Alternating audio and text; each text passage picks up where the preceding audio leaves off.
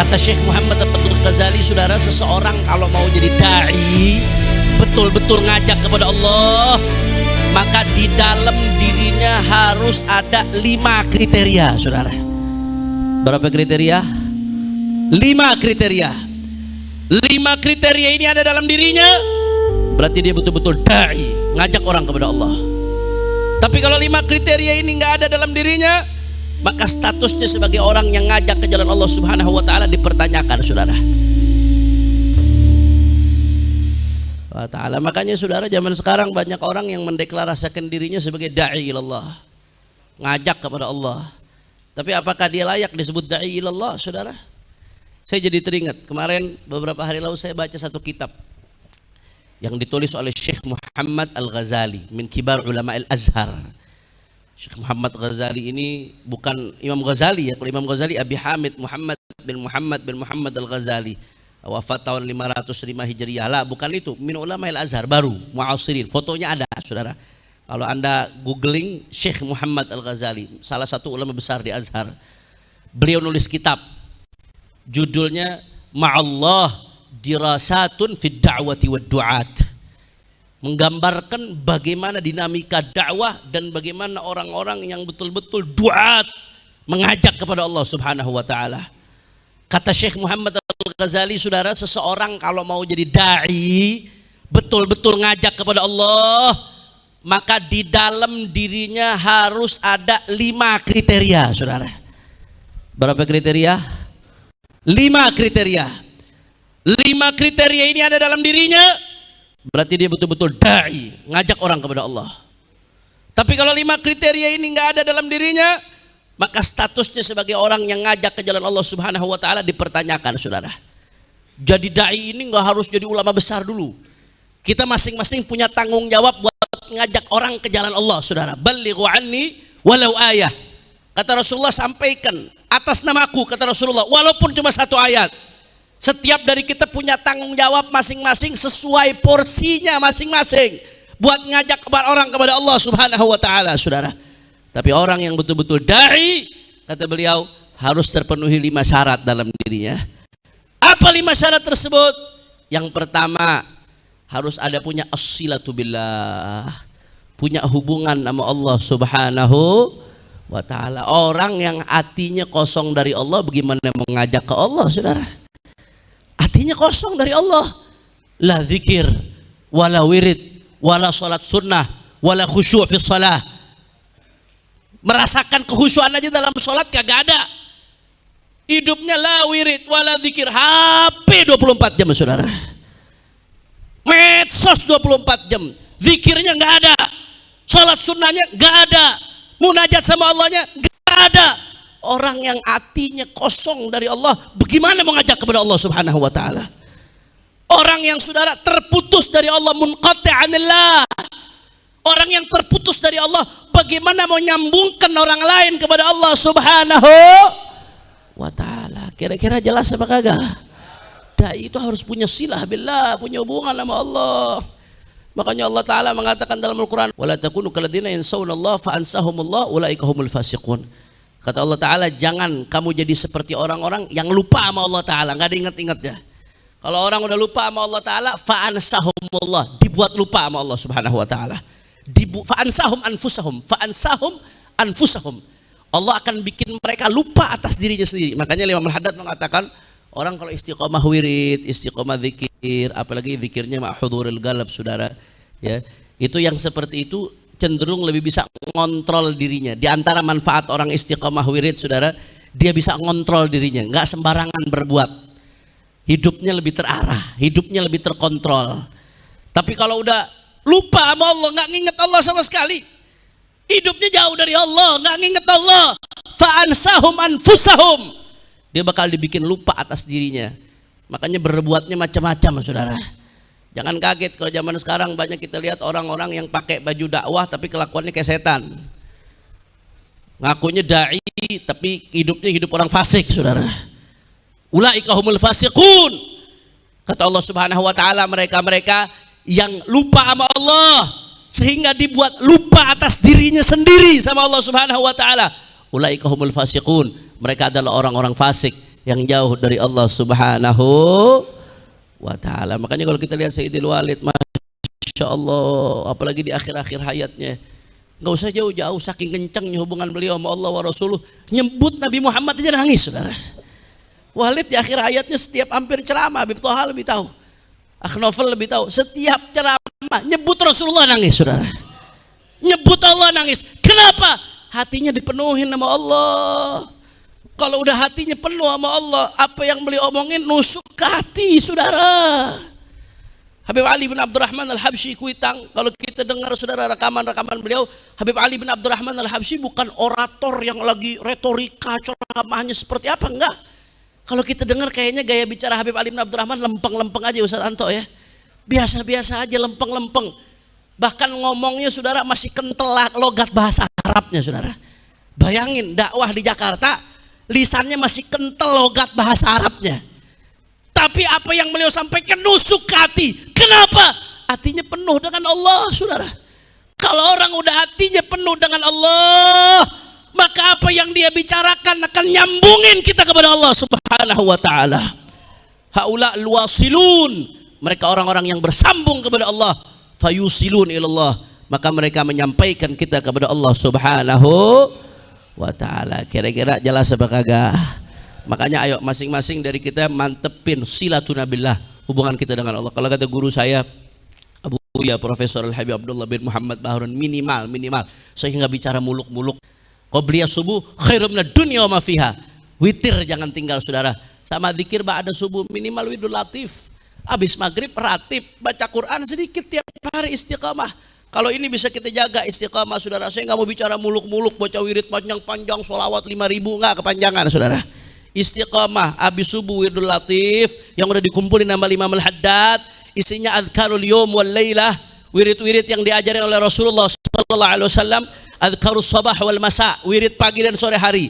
Habis subuh wirdul latif, habis maghrib atau habis isya ratib, mau ratib atos boleh, mau ratibul haddad boleh, saudara.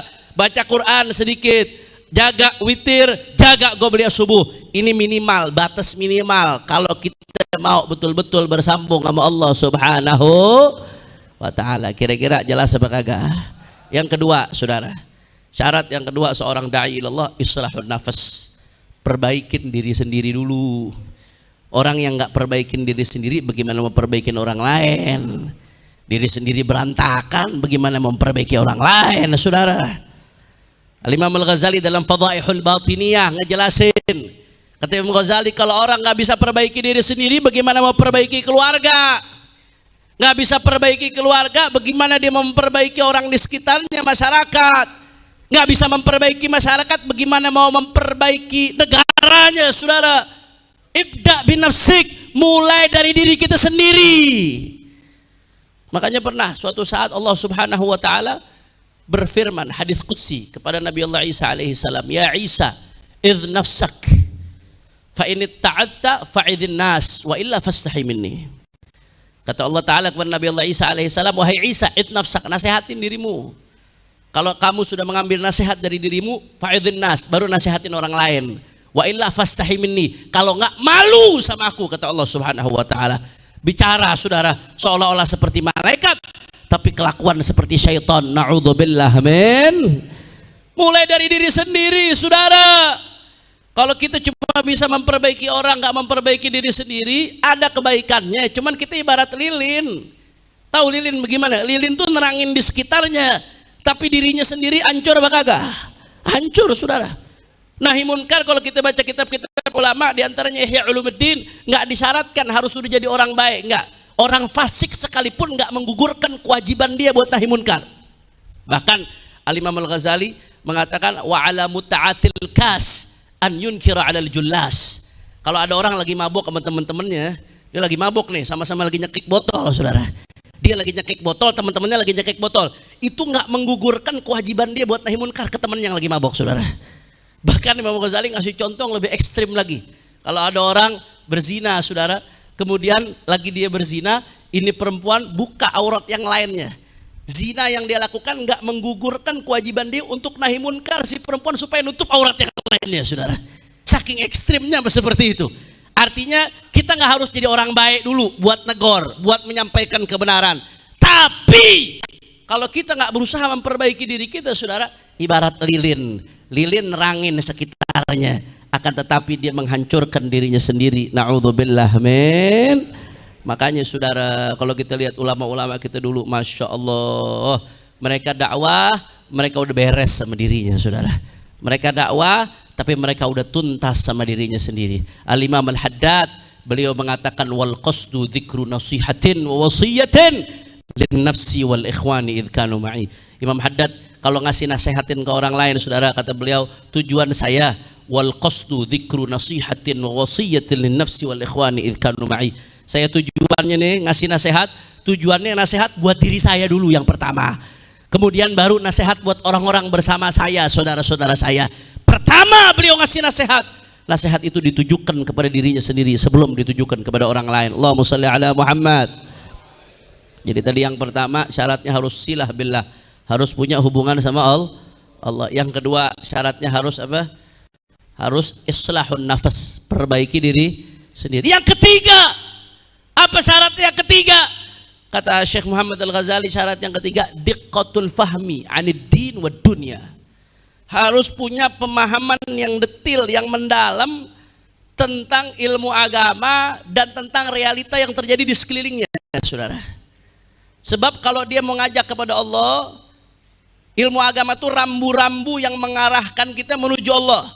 Rambu-rambunya dia nggak tahu bagaimana mau ngajak ke Allah, saudara. Beliau mengasih contoh.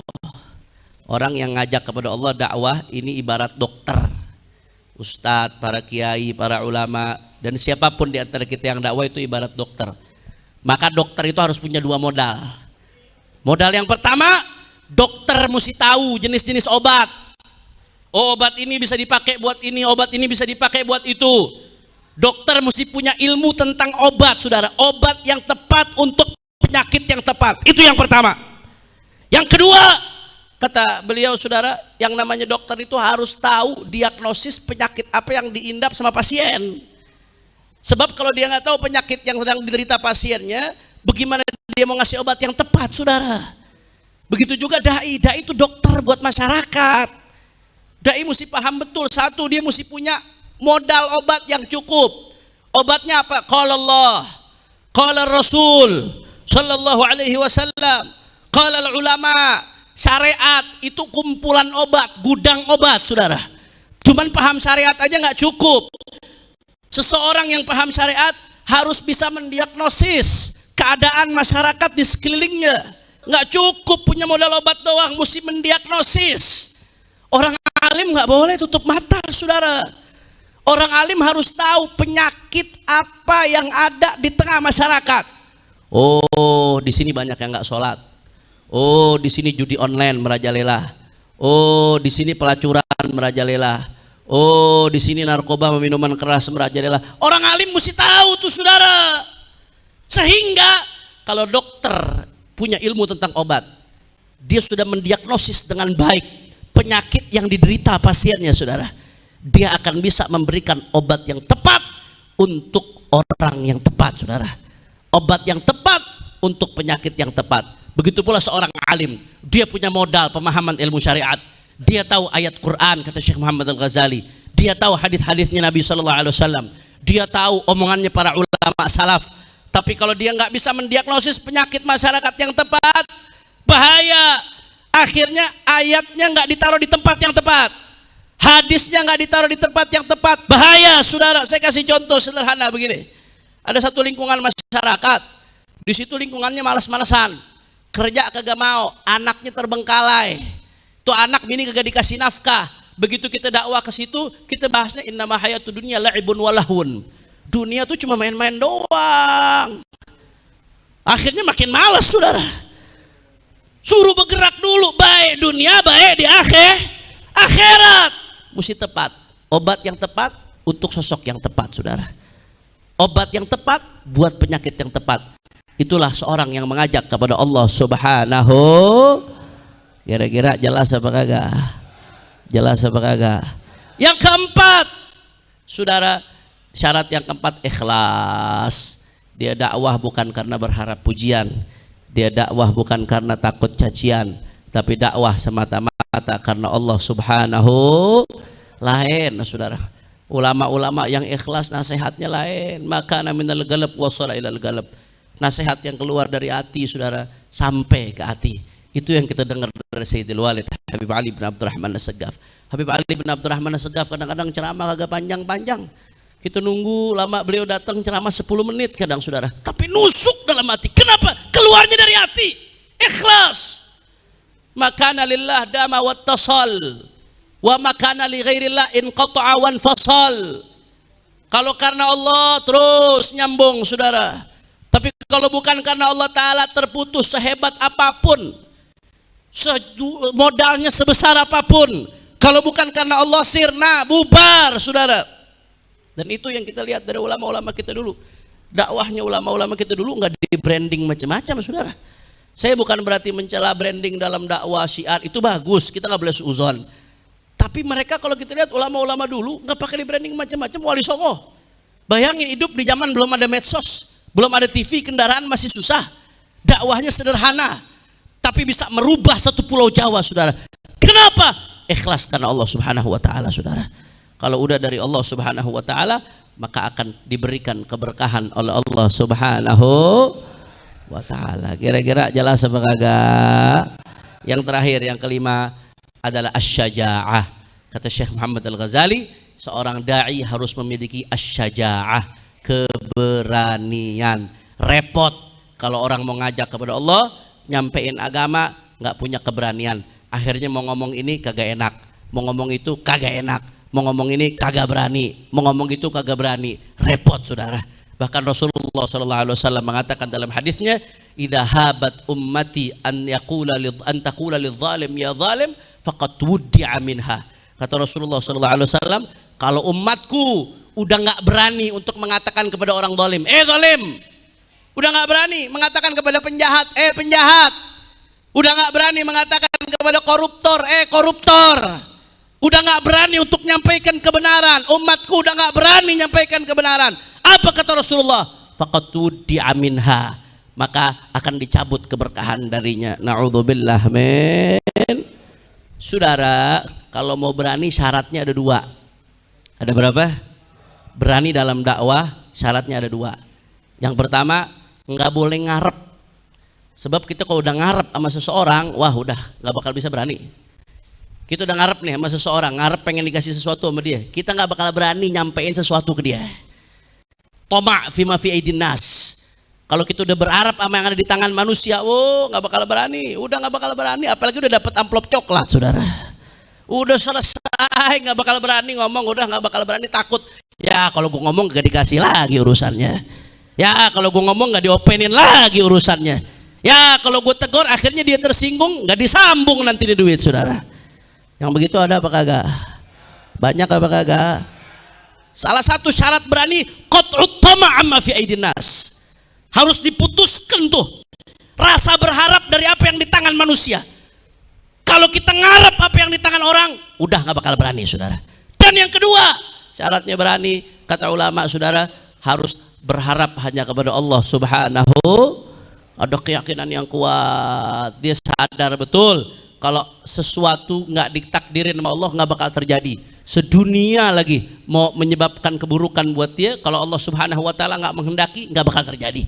Sedunia lagi mau ngejagain dia, kalau Allah Subhanahu Wa Taala nggak menghendaki dia terjaga, dia nggak bakal terjaga, saudara. Betul-betul kuat hatinya kepada Allah Subhanahu. Dan itu juga kita lihat dalam dirinya Sayyidil Walid Habib Ali bin Abdurrahman As-Saggaf. Sayyidil Walid Habib Abdurrahman As-Saggaf kalau udah ngomong nggak pakai tendeng aling-aling, saudara. Nggak pakai tendeng aling-aling, nggak ada urusan. Waktu itu lagi rame-rame awal-awal COVID, orang pada ketakutan. Mau sholat Jumat aja pada ketakutan awal, saudara. Walid kagak ada urusan sholat. Kalau dilihat videonya masih ada tuh. Betul apa kagak? Walid kagak mandang. Beliau sopan banget, lembut banget Walid, saudara. Tapi urusan keberaniannya, jangan dipertanyakan, saudara. Saya pernah Walid ngomong begini. Waktu itu Sayyidil Walid Habib Rizik masih di Mekah. Kata Walid, udah pulang nggak apa-apa, Habib Rizik pulang. Nanti kalau dia khawatir di rumah, tinggal di rumah anak, kata Walid. Kalau mau tembakin, tembakin rumahnya. Beliau ngomong gitu kan saudara. Saking beraninya itu, nggak ada takutnya. Ma yakhaf ilallah, nggak ada rasa takut kecuali kepada Allah Subhanahu. Berani bukan berarti ngawur ya saudara. Nah, kalau Imam Al-Ghazali mengatakan di dalam Ihya, termasuk min ummahatil akhlak, termasuk intisari daripada akhlak adalah di dalam tubuh manusia itu, setiap tubuh manusia ada quwwatus syaja'ah, kekuatan keberanian saudara. Ada quwwatus syaja'ah. Nah, quwwatus syaja'ah itu kalau stabil jadinya syaja'ah. Kalau kurang jadinya jubun, pengecut. Itu mazmumun syara'an, secara syariat tercela. Tapi kalau berlebihan jadinya tahawur, ngawur saudara. Asal seradak seruduk kagak pakai perhitungan ibadallah. Itu ngawur. Itu juga dipandang nggak bagus oleh syariat. Syaja'ah tengah-tengah, ma bainal jubun wal tahawur. Yang namanya berani itu antara pengecut saudara dengan tahawur, ngawur. Bablas lagi offset, ngawur nggak pakai perhitungan, nggak bagus. Terlalu pengecut, mau ngomong apa-apa nggak berani. Asumsi-asumsi macam-macam yang berlebihan, kadang-kadang ketakutan, yang model begitu orang ada apa kagak? Ada, itu jubun namanya, pengecut saudara. Nggak bagus. Yang bagus syaja'ah, di tengah-tengah. Keberanian tapi dengan perhitungan. Itulah yang diajarkan oleh baginda Nabi besar Muhammad sallallahu alaihi wasallam. Jadi ada 5. Kata Syekh Muhammad Al-Ghazali, seseorang yang pengen betul-betul menjadi da'i ilallah, betul-betul mengajak kepada Allah, harus ada 5 syarat dalam dirinya. Yang pertama as-silatu billah, dia punya hubungan yang kuat dengan Allah Subhanahu wa taala. Yang kedua islahun nafas, perbaiki diri sendiri sebelum dia perbaiki orang lain. Yang ketiga diqqatul fahmi 'anid din wad dunya, harus punya pemahaman yang detail terhadap agama dan terhadap realita di sekelilingnya. Yang keempat al-ikhlas, tulus ikhlas karena Allah Ta'ala. Dan yang kelima asyaja'ah, berani buat nyampein yang benar itu benar, yang salah itu salah, yang hak itu hak, yang batil itu batil. La yakhafillah laumata laim. Kalau udah nyampaikan agama Allah, dia nggak takut hinaan, cacian, makian, karena yang diharapkan hanya ridhonya Allah Subhanahu. Makanya saya mau tanya semua yang hadir di sini, siap lanjutkan estafet dakwah? Siap lanjutkan estafet dakwah? Siap lanjutkan estafet dakwah? Takbir! Sallu ala Nabi. Terakhir sebagai penutup saudara, saya mengundang semua yang hadir di sini. Insya Allah besok hari Selasa malam Rebo, saudara, kami akan mengadakan istighatsah kubra dalam rangka reuni akbar Mujahid 212 Selasa malam Rebo 2 Desember besok. Di mana Beb? Di Silang Monas. Masuknya dari pintu Gambir saudara. Sepanjang itu ya. Jam berapa mulainya? Biasanya kita bikin tahajud berjamaah. Cuman nih tahun ya, karena kita memaklumi weekday hari Selasa banyak yang kerja, banyak yang sekolah, kita bikin sholat maghrib berjamaah. Jadi sebelum maghrib kita udah kerjasama dengan berbagai pesantren, itu akan diadakan khutmul Quran, mungkin puluhan khutmul Quran di berbagai pesantren saudara. Maghrib berjamaah, setelah itu kita khutmul Quran dari wadduha sampai akhir di Monas. Karena ketika dikhatamkan Al-Quran di situ doa-doa dijabah oleh Allah Subhanahu wa taala. Selesai khutmul Quran, kita baca doa khatam, setelah itu istighatsah. Mohon pertolongan Allah khususnya buat saudara-saudara kita. Luar biasa nih saudara-saudara kita yang ada di Sumatera Utara, di Aceh, di Sumatera Barat. Ini sekarang korban berjatuhan, Masya Allah, udah puluhan yang saya dengar yang meninggal dunia saudara. Itu lumpur masuk ke desa-desa, air bawa lumpur, lumpurnya habis itu kering saudara. Jadi rumah-rumah itu kalau kita lihat banyak rumah yang tinggal gentengnya doang, habis itu jadi tanah. Lumpurnya bukan lumpur cair, jadi tanah padat. Jadi orang rumahnya hilang, tinggal gentengnya doang saudara. Dan yang lebih ajaibnya lagi, hujan itu nggak bawa kayu gelonggongan, tapi banjirnya kayu gelonggongan banyak saudara. Hujan turun bawa kayu bagagah, tapi kayu gelonggongan banyak. Itu yang bikin mampet di mana-mana luar biasa. Dhaharul fasadu fil barri wal bahri bima kasabat aydin nas. Mudah-mudahan gara-gara kejadian ini kebongkar semua tuh yang ngerusakin alam saudara. Ini saja yang saya sampaikan, lebih kurangnya mohon maaf. Mohon maaf atas salah-salah kata atau yang kurang berkenan. Hadani Allah wa iyyakum ila siratil mustaqim. Wassalamualaikum warahmatullahi wabarakatuh.